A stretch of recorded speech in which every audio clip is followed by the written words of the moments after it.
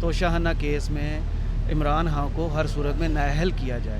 یہ خان صاحب کا اتنا ڈر کیوں کہ سنیاں ہو جائیں گلیاں تو کلا مرزا یار پھرے وچ.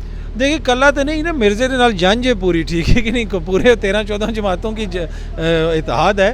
پر پرابلم یہ ہے کہ اوبیسلی اس وقت اگر کوئی نااہل ہوگا نا کرامت صاحب, وہ زمانے چلے گئے جب سہولت مرزا فاختہ اڑایا کرتے تھے. اب عوام نے فیصلے کرنے ہیں. اب عوام جو کرے گی, چاہے وہ خان صاحب کو فارغ کریں چاہے ان کو فارغ کریں. آج کل کے دور کے اندر اگر یہ سمجھ رہے ہیں کہ یہ عمران خان کو فارغ کر دیں گے, کوئی فیصلہ لے لیں گے اور اس کی سیاست ختم ہو جائے گی, نہیں.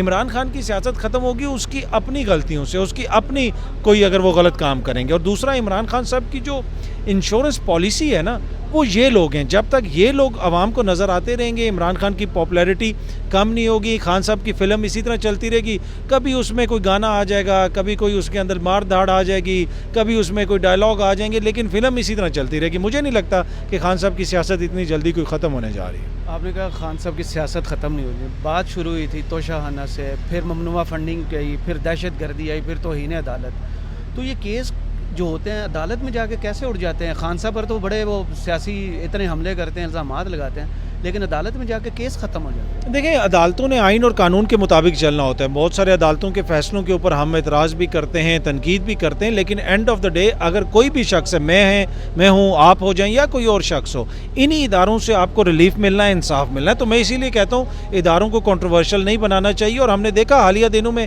جہاں پہ اگر کچھ فیصلے پی ٹی آئی کے خلاف آئے یا نون لیگ کے خلاف آئے, وہاں پہ ان کو ریلیف بھی ملا. تو یہ جو بڑے لیڈر ہیں, چاہے وہ پی ٹی آئی کے ہوں یا کسی اور جماعت کے, ان سب کو سوچنا چاہیے کہ ایک فیصلے کے آنے کے اوپر اداروں کے اوپر چڑھائی نہ کر دیا کریں, تھوڑا سا گریس دیا کریں, دکھایا بھی کریں. اور انہی اداروں سے, انہی عدالتوں سے ہمیں انصاف ملے گا, اور ان کو بھی ملے گا, اور خان صاحب کو بھی ملا ہے, اور دوسری جماعتوں کو بھی ملا ہے. تو سب کو سوچنا چاہیے. بہت شکریہ عبدالقاسمی صاحب.